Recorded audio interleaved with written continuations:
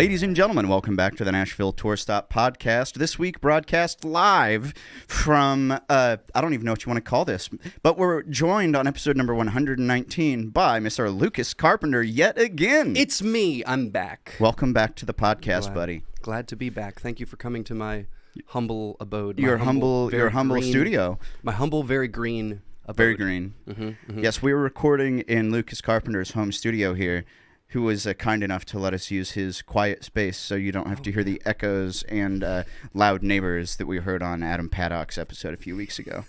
You might hear some stuff. I don't know. We'll see.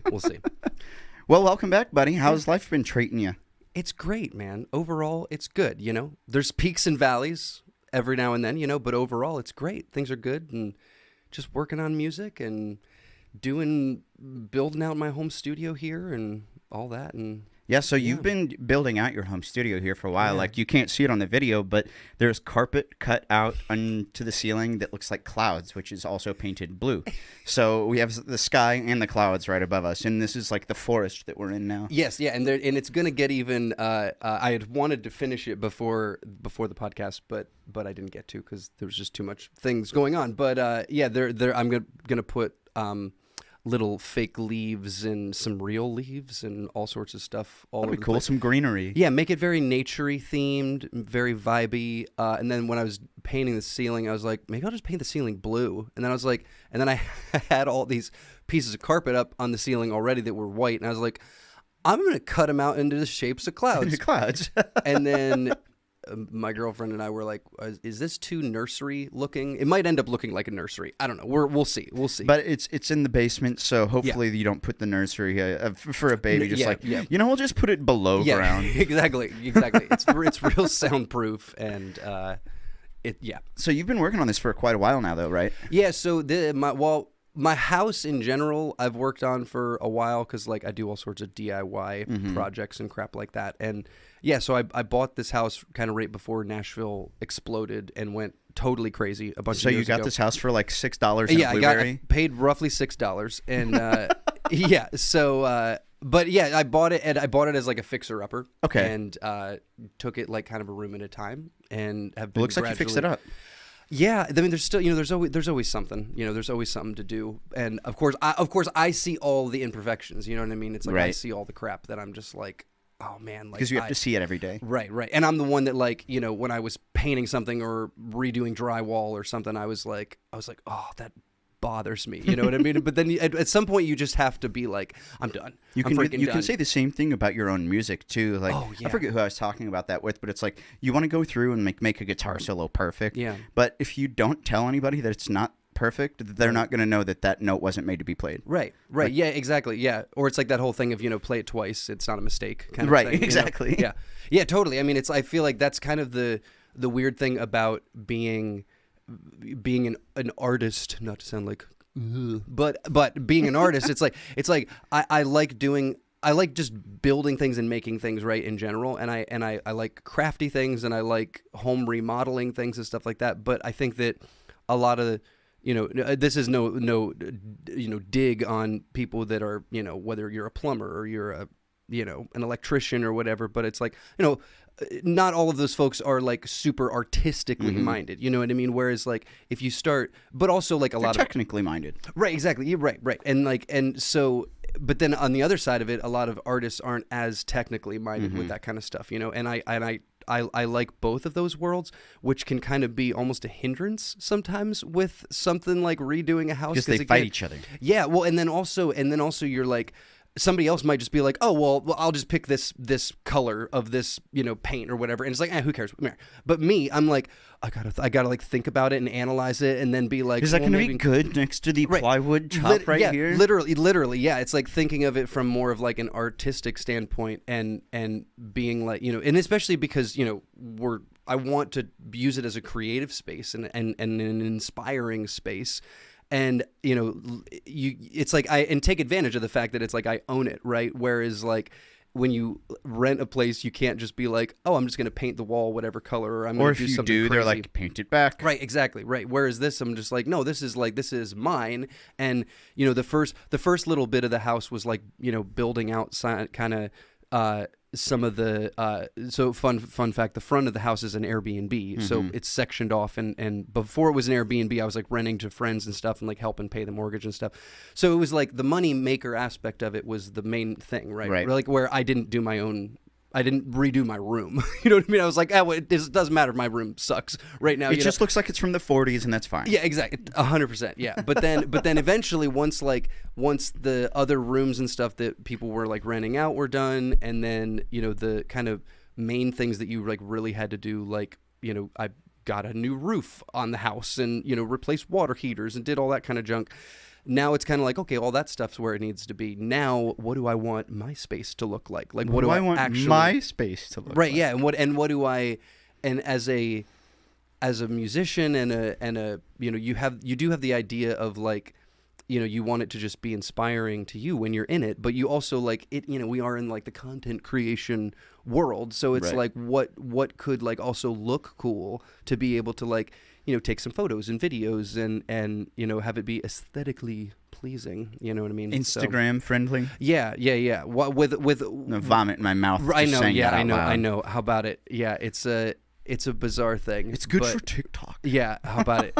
Yeah, and then I feel that's like a weird thing too, because I would imagine that people that like do have their own space and they kind of create a brand, they have to like, just like a company, you got to like rebrand every now and then. So like, do you, I think about that sometimes where I'm just like, oh my gosh, you do so much work on something, and then you're like, would I just want to completely change this in like 2 years, where I'm like, I'm over it, I'm done. Like, I painted my bathroom a few years ago, and it's this like nice olive green, but now every time I walk past my bathroom, I'm like, right. I love it now. You're like, yeah, maybe something But for else. the price of whatever paint costs and my time, I too can have a poorly painted bathroom. We're living the dreams, kids. We're living the dream. I had never painted a room before when I painted my bathroom for the first time, and I didn't know when you got the paint rollers that they start spraying, like when you start rolling. And I have really nice white tile. Yeah. And at the end of the day, I was like, what are all these green fuck? Yeah. Like, yeah. So I it's had like to the take rule, like steel wool and like get all the paint off. The rule of thumb is like you start from the top and work down. So like that's the idea, is like you want to, if you're redoing a whole room or something, you want to like start with the ceiling, start with the sky, right? Exactly. Start with the sky. Start with the sky. Start with the clouds, and then work your way down. So then you don't get those little speckly things all over your floor. So do you do all of your recording here in the room right here? No. This is like mostly, I mean, eventually I want to, you know what I mean? Like that's the plan. But for now, I've just been, you know, working with different producers and stuff like that, and, you know, going to different studios and cause I'm creative, and I can record to an extent, but obviously, like, because we know so many great engineers and producers and stuff, it's like, I feel like it's a disservice not to use people who are talented. Yeah, and I also I feel like I know my limitations with what I can do. You know what I mean? So I kind of rely on other people for that a little bit more. You know what I mean? So, but eventually, yeah. I mean, I would love to record and also like record for other people and stuff. And again, like utilize the fact that, like, you know, I have a house in Nashville. Like, that's dope. That's cool. You know, yeah. So it's like it's time to actually like build it out and use it for why I'm here. You know? Well, you've been on the podcast once before. You were on in January of 2023, which is about a year and a half ago. What has changed? Like, what have you done in the last year? Well, let's see.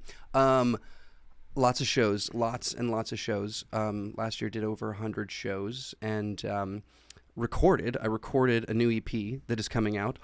In this is probably, by the time this comes out, it'll probably already be out. It's coming out July 5th. Art Kids from the Country, Volume 1. Recorded that, and in addition to, again, obviously working on the house and building out the studio and just writing like crazy. You know, I've written more in the last year and a half than... Now, what's writing a lot for you? Because I know there's people who like write hundreds of songs a year, and last year I only wrote maybe 10 songs. Yeah, I mean, I think that, like, yeah, I mean, that's, you know... That's what's so funny is like last year, or at the end of last year, I was talking to Brian Lowry friend of the show. Friend of the show. Brian Lowry. And we were talking because we write a lot together. And I was like, man, I wrote more this year than like I've written, in a really long time. And he was like, oh man, he's like, I didn't really write that much this year. He's like, I maybe wrote like 40 or 50 songs. And I was like, what? I haven't written that much. Only maybe one song per week. Right. Yeah. But yeah, I mean, I don't know. I mean, it's like, even just the thing is with me, I think a lot of especially Nashville writers. I think a lot of people are of the mindset like they just want to write a song every day, right? Write a completed song. It's like going for a jog. Like it's a muscle thing. Yeah. And to me, it's like I would rather like I do a lot of like free writing. Mm-hmm. I'll do like writing exercises. I do that like journaling stuff to just put it out.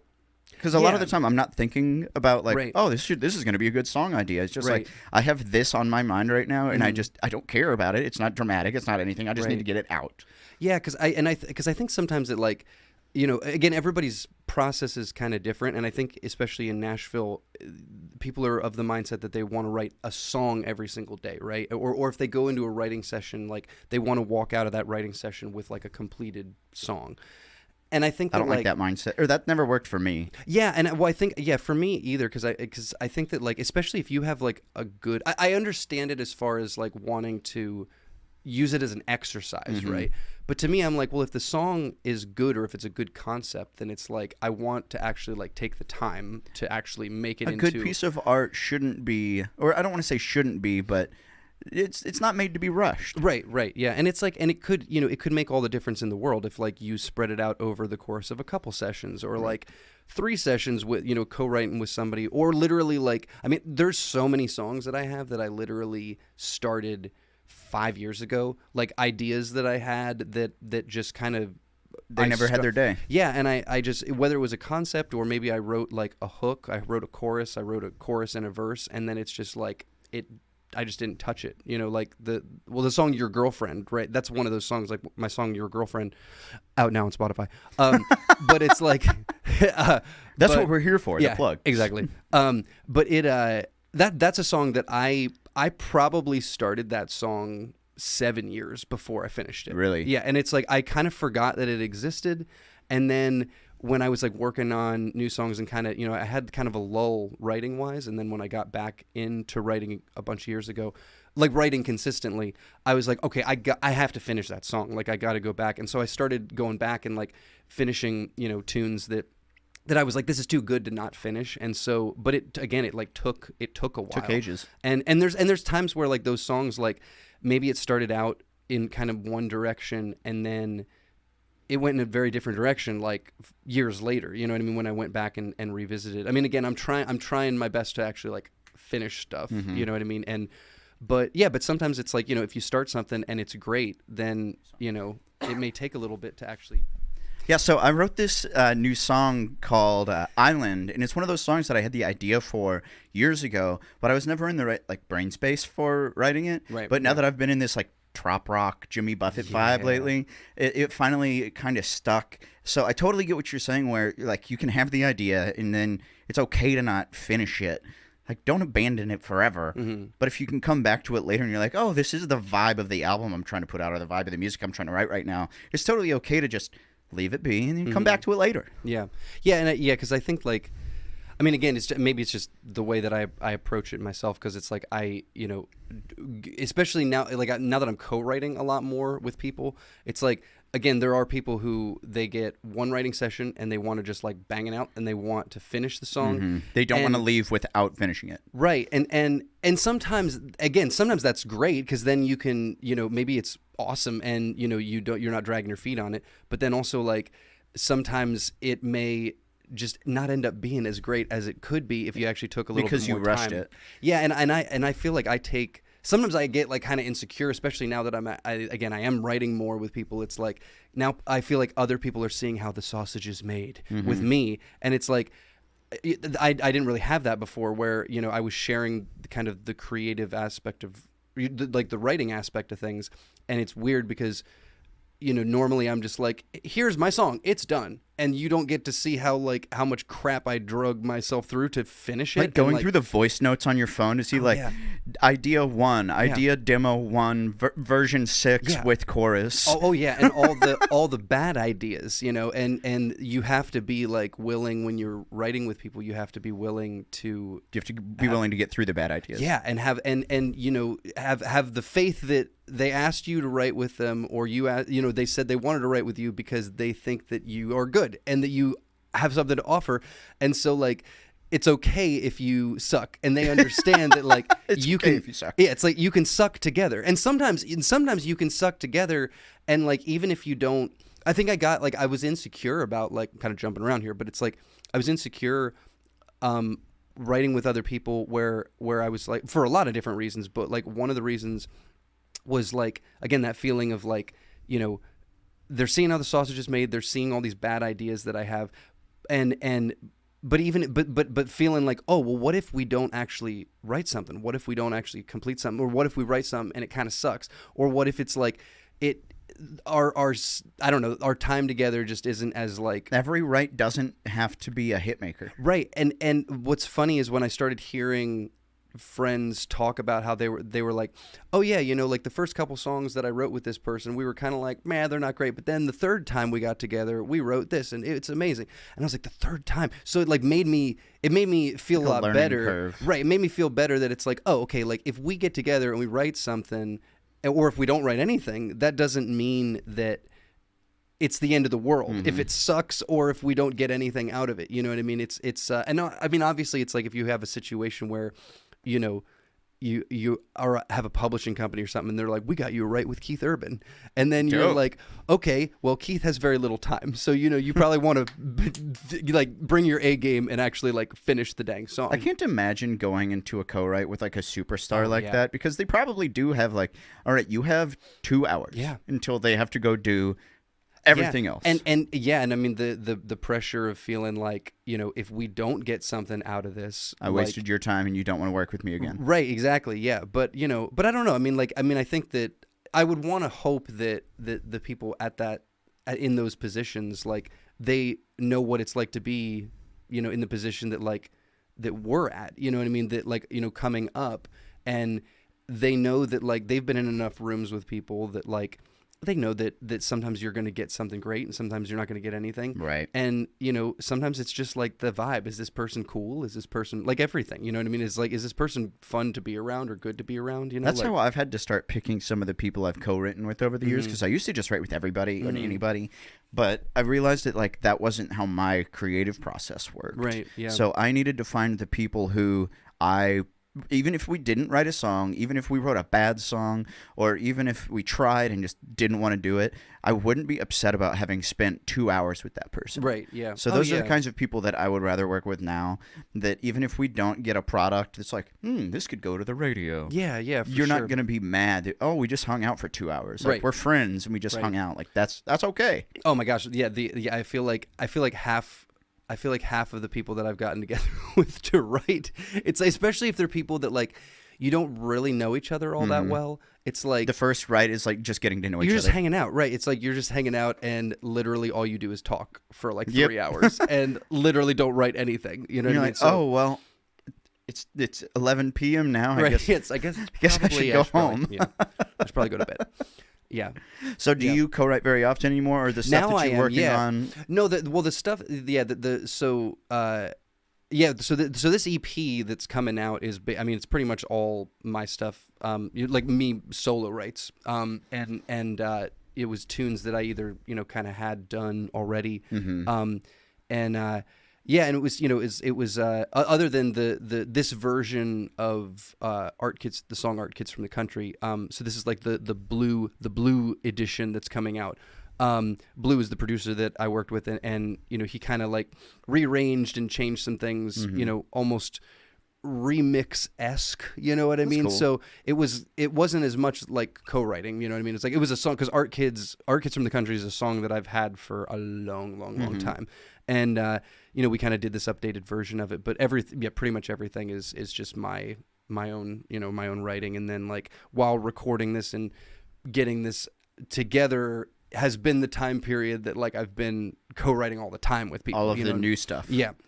Yep. Which is like, we'll see you in 2027. Yeah, exactly. With Yeah. these new I know. songs. Yeah, it's always like a weird. Hey, buddy. Oh, hello, dog. Hey, Lucas, would you introduce us to your dog? Yeah. This is Renu. This is Renu the spirit pup. Hello, little friend. He's the best. He's just coming downstairs, check things out. And, this is the first time we've had a dog guest appear on the Nice. podcast since I had to rehome Phyllis. Nice. Oh. The podcast listeners are all too familiar about that. The pupcast. Is there a pupcast? Pupcast? I wanted to have one for a while gosh. called Podcats, and it's just That's it's pretty just good. Yeah. about cats. Does the pupcast? Pupcast? There has to be a Pupcast? pupcast. Pupcats. If not, I'm getting that URL. This is the episode where Lucas and Aaron brainstorm new podcast ideas. Yes. Well, I've wanted to start a podcast called the Lucas Carpenter Cast for a while. So that'll Lucas happen. Carpcast. The Carpcat. That sounds like a fish podcast. Carpenter Cast and yeah, that was the thing. It was like if it was carp cast, then it would like sound like a fish, right? Yeah. What kind of tea are you drinking today? This is Bengal Spice. But are you a pretty adamant tea drinker? Yeah. You know, I like. I don't know. I just the celestial seasonings. I had that coupon, baby. I just got that. You get that online, the sweet online rebate. Exactly. So I had to. I had to mix it up. My go-to is Tension Tamer. I've never heard of that. That's my writing tea. My writing tea is it like a calming tea? Yeah, it's just like it's like an herbal tea, but Tension Tamer by Celestial Seasonings. I'm doing the opposite. I'm drinking coffee and getting really jittery. Right. And then by the end of the song, I'm singing it really fast and everything's going really fast. And I'm like, oh, how did I write this song? It's only been 20 minutes. Right. Yeah. Hello, dog. Sorry, the dog's at my feet. For those of you just listening, we are in his house. Yeah. He's just kind of checking things out. I love him to death. He's the best.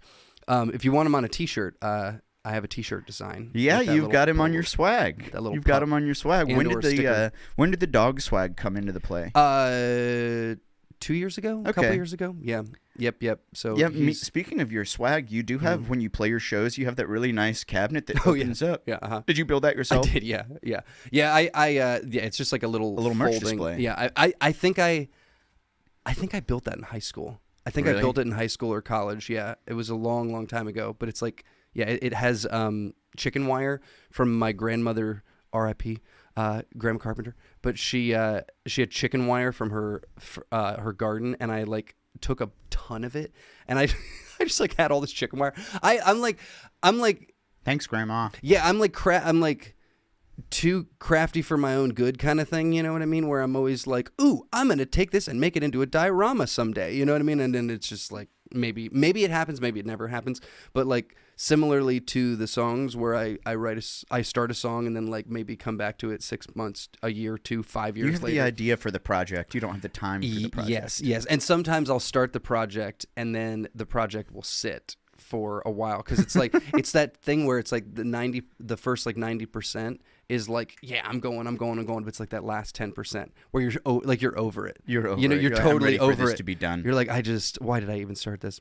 My dad is a real handy person like that. Yeah. And he's built tons of the furniture at his house. Mm-hmm. But every time I talk to him, he's just finishing up the project. Mm-hmm. And I'm like, are you going to take some time off? He goes, yeah, I need a break from the shop. Yeah. And Lord knows, 2 days later, he's like, so I'm starting on a new bookshelf. Yeah. Well, and again, sometimes it's like it's like to a fault that my brain works that way. Sometimes I think because it's like again, I have all these like crafty things that I start, but it's kind of like with the home studio thing, right? It's like I've kind of felt like talking about the insecurity aspect of like recording and engineering and stuff, right? It's like I know a decent amount about recording, like probably more than like the average musician, right? Or the average songwriter at least. But it's like, because of working with so many great people, I'm like, yeah, but I'm not like that good at engineering. Like I'm not that good at production. I can't make beats that well. So I kind of like don't work on that stuff as much or work on like getting better at it. Right. Whereas like, I think one of the things that all these other hobbies that I've had have helped me realize is like, if I can make a bathroom from scratch, right? Like literally like watch YouTube videos and, take the knowledge that I already have and figure out how to do the plumbing and the wiring and the tiling and all this crap that I've done for something like that, I'm like, I can get better at like audio engineering. You know what I mean? Because it's like I already give yourself the time for it. Yeah, it's like I already know a lot about that, and like if I've gotten so good at these other things that I've never even like done in my life, but it's like I can figure out like how to take the time to like sit down and I think too you get, especially like when you're doing music at like a professional level, where you're around professionals and you see the fact that it's like there's people in every aspect of music. It's kind of like early on you kind of have to do like everything yourself, right? You got to do, whether it's like you're writing the songs, you're recording the stuff, you're doing all these things, you're booking the shows, you're managing yourself, you're doing the artwork. Exactly. Yeah, you're doing all the graphic designing. You have to be like the jack of all trades, right? But then as you go, those tasks get out to other people. Finally, they get outsourced. Right. That are really good at these particular aspects of things. But even just when it comes to like playing or writing or playing instruments, right? It's like I dabble on a lot of different instruments, but I don't say like I'm a penny whistleist. You know what I mean? It's or a like dulcimerist. Dulcimerist. Dulcimerist. Yeah, it's like I can noodle enough to like figure out parts to record or figure out parts to like do a live looping show or something. But that again, that insecurity, maybe we might have even talked about this on the last podcast, but it's like that insecurity of like thinking, oh, but I can't like rip a solo on guitar. Like I'm a good rhythm guitar player, but it's like I'm not going to rip a solo, or I'm not going to, like rip a solo on mandolin. But I think that like, especially as you get older, I think that you can get very locked into like thinking this is what I can do. Exactly. Right. And so I think that like, having that, feeling of, oh, you know what, I'm gonna keep learning. I'm gonna keep trying things, and it's gonna be difficult and it's gonna suck. But if I do it a little bit at a time, like I can actually get better at this It's stuff. like trying to go back to remember when you first started playing the guitar and playing the G chord or the bar chord was impossible. Yeah. But now it's just second nature. Right. Yeah. And if you do anything for 20 years, eventually it'll be muscle memory. You just know how to do it. Yeah. And you can, and you can fall into the thing of like, okay, I learned these handful of chords or these variations, or this is how I write songs and I write this way, and never get out of that, so it's like I want to try to like grow as much in the things that I'm actually good at, you know what I mean, where I actually understand this stuff way better than I understand most of the hobbies and most of the DIY I try doing projects. That with my songwriting is if I get into a box and I start hearing like I'm using the same melodies or the same chord patterns, I'll tune my guitar different. Like I'll do a dad-gad tuning. Yeah. And then I'll say, okay, I'm going to write something in dad-gad, and I'm going to write it in 7/4. Right. Yeah. Or like I'm going to do it in some Uh-huh. crazy thing. It's like a writing prompt to just do something difficult because it's difficult. Right. And then at the end of it, you're like, okay, I'm refreshed. I did the thing, and now I can go back and have a new perspective on the thing that I would prefer to do. Right. Yeah. No, and that's it's one of the reasons why I love dabbling on different instruments, is because I feel like because I'm not familiar with them, that's like the benefit to it exercises different muscles. Right. It's like the benefit of not being familiar with something is like, I think back sometimes and I'm like, back when I was in high school, it's like I didn't know as much about guitar, and I feel like I came up sometimes with cooler parts than I come up with now because I didn't know what I was weren't doing. boxed into thinking this is how it should be. Right, and I didn't really know. It's like I had a good enough ear from like doing choir and musical theater and all that stuff. It's like I could hear chord changes, like I could hear things, or I could hear melodic stuff of like where it was supposed to go, right? But I didn't really know what it was doing. I wasn't like, oh, this is a flat 2 major 7. You know what I mean? Like I wasn't thinking of it that way. Like it just sounds cool. Right, exactly. And so I think that like that's one of the cool things about playing in different tunings with guitar, or like, playing, like I've been playing mandolin a lot more, and it's tuned in fifths, and it's like it's very different because you end up like just accidentally find cool things where you're like, ooh, because that's guitars cool. are tuned in fourths. Right, yeah, and so you're just like, oh, that's weird. That sounds neat. And like the song 2 Peas in a Pod, on Archers from the Country Volume 1. That's a tune that like I was playing this little mandolin riff because like I got a mandolin and I was like, I want to get better at mandolin. Like I want to like. Was this your first time ever playing the mandolin? No, again, I had one back in the day. It was like a crappier one, you know what I mean? But it's like I didn't really. This time I was like, I want to actually at least bare minimum be able to like look at a chord chart and be like, oh, okay, I can play the majors, the minors, all that kind of stuff. So I started. Sorry, the dog came in. He did a twirl. He does his like walk around. He does the twirl. He does the walk around twirl, and then he like plops. So he just plopped. But I was like, okay, I'm gonna get a mandolin, and I'm gonna actually like get better at this and like actually practice it more regularly and force myself to. And then I was like playing this little riff. I was like ding ding ding ding ding ding ding ding ding ding ding ding ding, and I don't know what key it is. I don't know, but it's like I knew that it just sounded different, and then like came up with like chorus chords and stuff, and I wrote and after I was like noodling on that riff for like a month, and then I was like going into to record in like a couple weeks later, and I was just like, I was kind of like bummed out about like where. I don't know. It's like, again, you kind of get used to this writing the same stuff and having the same songs, and you're just kind of like, is any of this stuff even good? And right. What am I doing? And I wanted to bring in, something fresh, and I was like, you know what? Maybe I'll just like write something totally new. And so I took that little riff, and then write a song with a wacky riff or a weird hook or something. Yeah. And then it just and it, I wrote it in like a day, and then it was just like, and then literally recorded it like the next week. That's cool.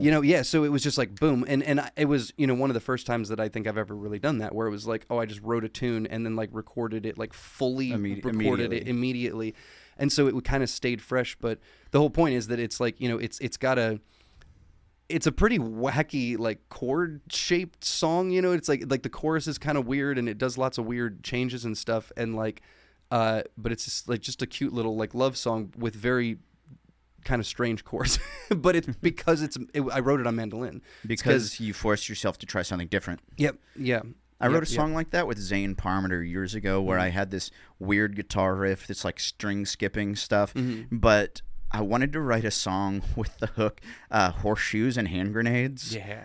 And I was like, all right, well, we're writing this weird guitar riff. Let's just put the weirdest hook that I can into everything. Yeah. And we ended up getting a song that wasn't terrible. Yeah. But that's what happens is you can finally get something that's great because you forced yourself outside of the box. Yeah, absolutely. Well, and I think that like, I kind of got in a routine of, again, back in the day, I wrote a lot more like riff-based stuff, and a lot of it was because of like loving Dave Matthews Band and Rusted Root and these like, kind of jam band type people who were playing acoustic guitars, but were like, they had like these riffs. And especially Dave Matthews is like, who you saw last night. I sure did in Atlanta. I drove 4 hours down, saw them, and then literally probably got back at like 4 a.m. It was like 2. It was an hour difference. You know what I mean? It wasn't that bad. But yes, I saw them last night. And was it incredible? I cried. It was so good. I love them so much. Was that your girlfriend's first time seeing them too? She didn't come. I went by myself this time. You went to a Dave Matthews concert alone when I was watching TV at home. Tragedy. Well, I'm so sorry. Well, see, here's the thing. Is I if I go by myself, I'll splurge and get pit tickets, and so like and they're like super expensive. They're like $500. It was less than that, but they end up being really expensive, and so I'm just like, I can't ask somebody to else drop to that much pay. money. Right. But I went by myself and cried. I've seen them many times by myself. No, she saw them this last year for the first time, and was like, I'll come because it's Lucas's like favorite band, and it'll be nice, and it'll be nice to see him enjoy it. And she liked Dave Matthews Band. And wasn't transcended though. She literally cried for almost the whole show. She was like, wow. So in a good way. Was not prepared for that. Yeah, no, she was like, I wasn't. I was just like, oh my God, like, are you okay? Do you like this thing that I love? Yeah, she was just so floored by it, and just I mean, the musicianship of that band is unreal. Yeah, and she she's a very shout out to Chapel Bell. She's a great songwriter and a very friend of the show. Yes, and but she's a very she's a deep person and a deep thinker and a spiritual person, and so like there were a lot of feelings and things that she was kind of getting from it and like could understand, because it's one of those things. Now we're going to go off on Dave Matthews Band, everybody. Here we go. Welcome to the Dave Matthews Band podcast. Yes. I could talk about them a lot. But it's one of they're one of those bands that it's kind of like, I understand that there's a lot of people that either don't like it or just don't really get it, and like I don't really care. Like that's fine. You know what I mean? You don't have to like it. You don't have to like it. And I'm like obviously biased because I've been listening to them since I was a teenager, and they were like a huge part of why I started playing music in the first place.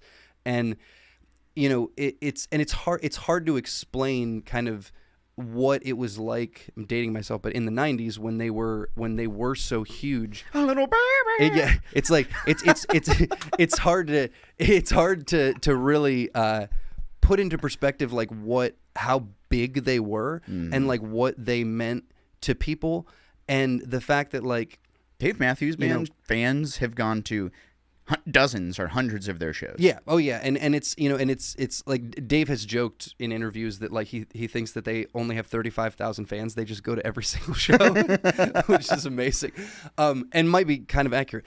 but they're a band that like there's a lot of reasons why I love them and why I connected to them so much. And when I remember I was like 13 years old, and I'm in art class, and they would come on the radio, and you have to understand that it's like in the mid 90s, like no one sounded like that. Nobody sounded like that. And it was a band from Virginia who had a black jazz drummer, a black jazz saxophone player, a black fiddle player, a white like punk rock bass player, and a white lead singer, hippie dude, who was from South Africa, and played acoustic guitar, and no one sounded like them, nobody looked like them, and hearing them on the radio in like art class and just being like, what the hell is this? What is this? I like this sound. And it was so interesting, and then you'd kind of just get sucked into it, and then the Crash album came out, and then Crash was like, it's like they made their first record, Under the Table and Dreaming, the first like major label album, and then they made Crash, and Crash was the one that like propelled them into like the stratosphere. Crash Enemy is still debatably one of their biggest, if not the biggest. Oh song. yeah, by far, yeah. And it was so enormous, but it like made them into like this like cool band, and all of a sudden they were like selling out arenas, but every show was different. Every single show was different, and the merch was really cool, and like they were having so much fun. And I think that something that's like really lost on a lot of people is the fact that it's like I could get really emotional talking about it, because it's like a few years after, by the time you get into the early 2000s, mid 2000s, emo becomes the thing, right? And it's like pop punk, right? And I feel very fortunate that I grew up. I was in this like little blip period in between, like after grunge. It was like after grunge and before pop punk. It was Dave. Where it was Dave Matthews Band, Blues Traveler, Rusted Root, like all these bands that were like these weird hippie jam bands that had pop songs. They were writing pop songs, and they played all these weird instruments, and they mixed all these different cultures together, and it was really positive. It was really positive. It was like, and me being like, rural American, kind of like youth group kid. It's like growing. That was me. Yeah, it's like growing up in that. It's like I never felt really connected to Christian music necessarily. It's like I played in praise bands and stuff like that, but it's like I didn't feel connected to Christian music a lot of the time, because bands like Dave Matthews Band in my opinion, were writing more. They were writing like better, like Christian songs. Right. You know what I mean? It's like they weren't Christian per se, but it's like they were like secular music. But it was all the same kind of stuff. It was like talking about like love and like, the idea of God and like spirituality and like and like seizing the day and like all these things that were just like so important to me and like in my opinion, like as a teenager, it was the best parts of Christianity. It was without all of like the bullshit, the politic of it. Yeah, and like without and it was just like that music. I just felt so incredibly connected, and it shaped so much of me and who I am as a person, and it's like, and also like, of course, the Beatles, and got my Paul McCartney Hofner bass right here. Yeah, or your Hofner. Yeah, got my Hofner Paul McCartney bass I just got recently. I love it so much. But it was like, but I feel really lucky that it's like the bands that got me into music were not only bands that were incredibly positive and like talked about love and the world at a bigger scale, but they also like played all these different instruments and they mixed all these different sounds and they looked weird and they were like colorful and vibrant and like, all this stuff. And then you go into the pop punk era, which again, it's like, I like a lot of that kind of stuff and was kind of weirdly adjacent to a lot of that world. That was my alma mater. Yeah. Pop punk. And it's, and a lot of it is so great, but I think that I think we're starting to see, and I think I hope we're coming out of this, but I think that there is a side of it, if I can get kind of like a little deeper, is that Bring it. I think that there's a side of it that is I think it's awesome that we're talking so much about like mental health. I think it's awesome that we're talking a lot about like, our feelings, our emotions and all this kind of stuff. And like, that's something that this generation right now is wonderful at. Yeah. It was when I was a kid 20 years ago. If someone hurts your feelings, sack up. Yeah, get over it. Well, totally. And it's now the thing is though, I think that the downside of it is that you can get too hyper focused on yourself and not focused enough. And a lot of the times the things that can actually make you feel actually better and actually lift you out of depression and feeling too much in your own head is like helping other people or like putting love on other people, you know what I mean? And like kind of getting out of your own, like it's great to analyze what you do and analyze yourself, but also like you don't want it to be a hindrance where that's now your crutch all the time, you know what I mean? And it's not like a snowflake thing or anything like that. It's like a quote unquote snowflake thing. It's like I think that, looking at the world and being like everything's falling apart, which it's very easy to do that today because we have a device in our pocket that is like showing us like all the atrocities of the world while also showing us like the most hilarious stuff we've ever seen. The news is all of the worst stuff that's happening in the world, and then the rest of it is the goofiest stuff ever. Yeah, exactly. Right. Thank you, meme culture. And it's like and I don't think our brains can handle it. I don't think our minds. It's like the dramatics of both sides. Everything's dialed to 100. Yeah, and it's like and it's like I just don't know how much we can. Yeah, I don't know how much. Like our brains aren't built to do that. Our brains aren't built to go from watching bombs explode to watching funny cat videos, literally with the swipe of your finger. And that's it. That's how fast it is. Right, and it's like, and we're not taking in like anything. We're not really taking in anything. And so, all that to be said, that it's like, I think that when we're so focused on, we can focus too much on ourselves. And I think that, sometimes focusing on like the simplicity of just like loving each other and like being kind to people and, the instead of being like, just like the woe is me, which again, a lot of the pop punk and that emo kind of stuff focused on and ushered in this whole era of that. Like, I'm very grateful that it's like my heroes were like, talking about how to like better the world, and when you look at someone like Dave Matthews, it's like, and a lot of people don't know this, but it's like he was born in South Africa and during the apartheid, right, which it was like, illegal for like, blacks and whites to commingle, especially like date and, marry each other or have kids together. it's like racism on a scale that like we think we understand in America, but like we don't understand racism on that scale. And it's like he experienced that, moves to the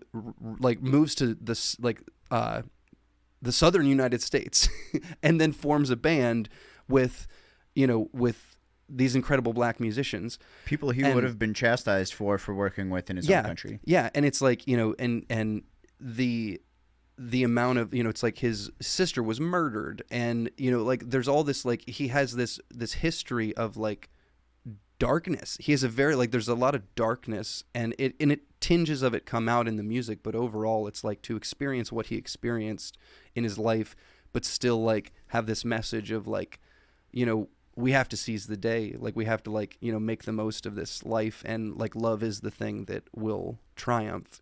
I think I'm very grateful that was like the message that I was receiving as a teenager, and that like I've been able to watch this band continue for my entire adult life. And it's been very special because I don't think a lot of people don't have those bands, because bands change and they break up, and and it's like they've just kept going and kept playing, and and the fans are so diehard, and it's so beautiful. And you look around that audience, and that like you look at those faces of those people, and that they've been through the same stuff in life that you've been through, and how much the music has touched their lives, and it's touched your life the same way. It's just it's a beautiful thing, and it's I'm just I'm grateful to have a band like that I can keep following, and that keeps inspiring me, and that you can keep watching probably for another 25 years.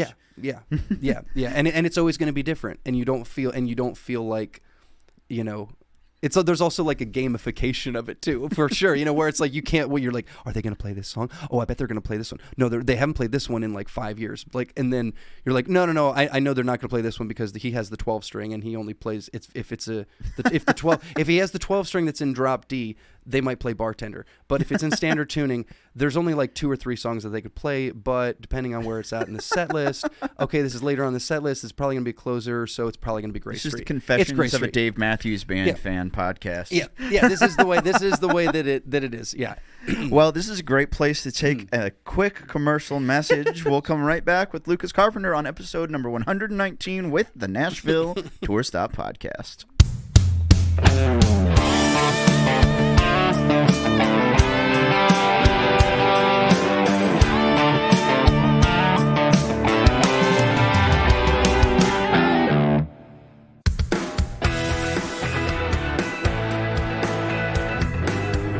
And we're back with the Nashville Tour Stop Podcast, episode number 119, featuring Dave Matthews Band fan extraordinaire, Mr. Lucas Carpenter. That's me.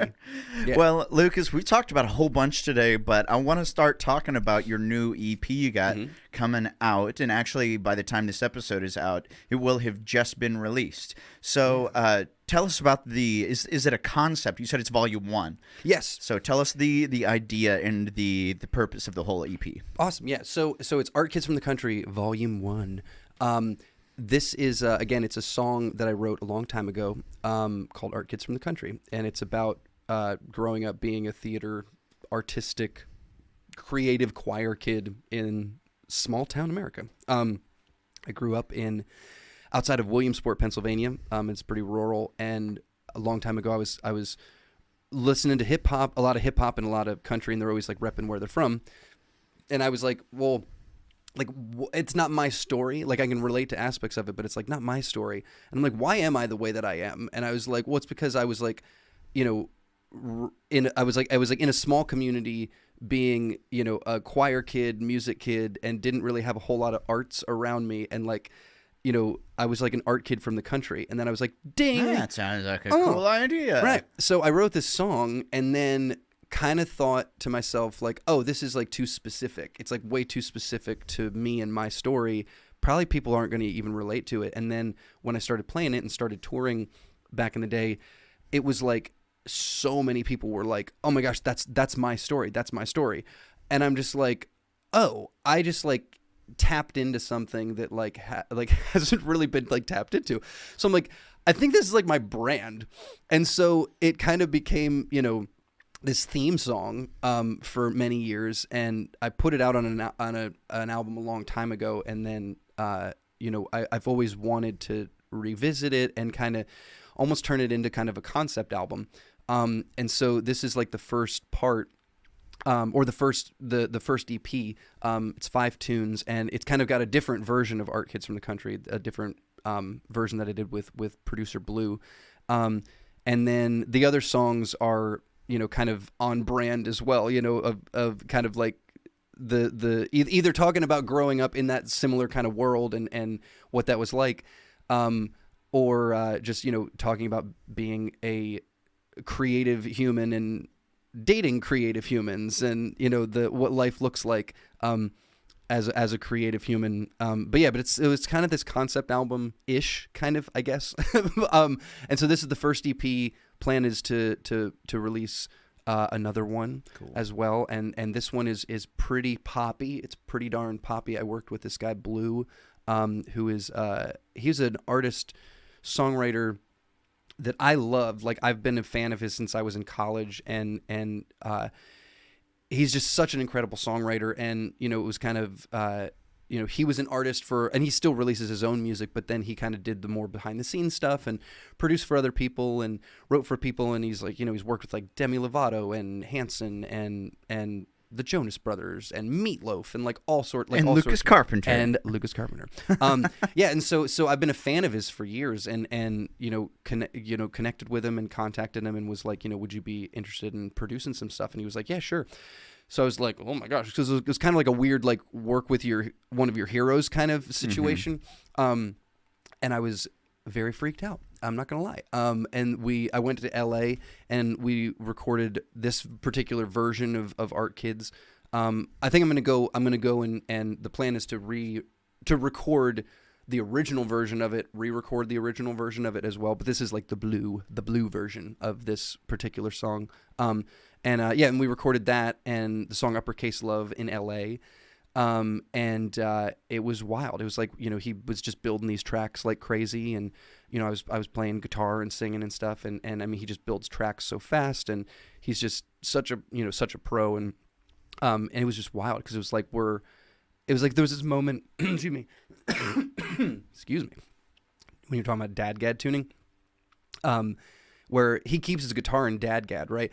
And at one point he's like recording parts for Art Kids. He's like recording some guitar parts, and it's in dadgad, and it's like he's playing like his variations of the chords, and I was just like, I had this weird moment of like, it sounded just like him. It sounded like him, and I was like, oh my gosh, it's happening. And I was like, that's Blue's guitar. That's like his guitar sound. And it was just so weird, and I was just like staring at it, just like with this big smirk. He's like, "Oh, he's like, is this cool? Is that all right?"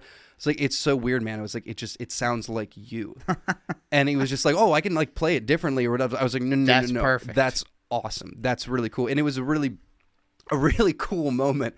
And we just like hung out for a bunch of days, and we like, he's like, "You want to go for like a bike ride?" And we're like riding around Venice Beach on like bikes and stuff. And I'm just like, I'm freaking riding on just a dude bike with Blue. And it's like, and I know that he's just a normal guy, you know what I mean? You're like, you're my hero. I know, but it's just like, oh my gosh, I freaking love your records. You've been the soundtrack of my life, and like, we're making music together, man. And it was really wild. It was awesome. Very bizarre. Yeah. And then we recorded those tunes there, and then over a couple months later, over Christmas, he was like, "Oh, I'm going to be in Virginia. Do you want to come up to Roanoke?" And I got a buddy. We got a studio up there. We can record a couple more tunes, and we could probably like bang out the rest of this EP. And this was like, we recorded in like mid-October, and then by basically the end of the year, it was like done. And it was just like, holy crap. And it went real fast, and we recorded 5 tunes total. And then while we were in Roanoke, also, one of his buddies is like a restaurateur in Roanoke, and he had literally an abandoned bank, and he's like, and Blue was like, "I got this idea," because Blue does all sorts of like photos and videos and all sorts of stuff, and he's like kind of jack of all trades, and he's like, "I got an idea for like for a photo for the album. Would you want to just do it for fun and just, you don't have to use it, but like if you dig it, like maybe we could use it. So he starts sending me all these photos of like these like Baroque and like Renaissance paintings where it's like, this guy standing there in like a weird robe kind of outfit, and it's like very bizarre looking, and he's like, what if we did something like this? Would you be up for like wearing something like this? And I was like, Okay. Sure, why not? And I was like, what if we made it like, he's like, yeah, because I was thinking maybe we could make it like high art, kind of like make it look like this weird high art kind of Baroque painting kind of thing. And I was like, oh, well, like I have like a bunch of deer skulls because like I hunt, and I have I don't know if it's in the like camera, Hamlet, but there's exactly. But I have that was the idea. It was like I could like hold a deer skull, or we could have it sitting somewhere. And he's like, yeah, perfect. And I was like, we'll put a bunch of flowers on it, and had all these different ideas for using flowers, and he was like, so he's like, I want you to wear this like robe. It was like a robe type thing, and he was like, I think it'll work if you get like a poncho. So I bought this. I was like, what if it's blaze orange? Because it's like hunting, like blaze orange. Because we were trying to again combine these elements of like the high art, if you will, with like rural vibes in rural America and stuff like art kids from the country. So when he's like, oh my gosh, my buddy has an abandoned bank in Roanoke. So when you're here, dude, we can use this abandoned bank and we can like take these photos and stuff. He's like, oh my gosh, you're gonna like, you're not gonna believe this. It's gonna look so cool. And so we get there, and it's sure enough, it's this old like abandoned bank on the main street in Roanoke, Virginia, and it's just like, it looks like a museum. Like it looks like this museum. And so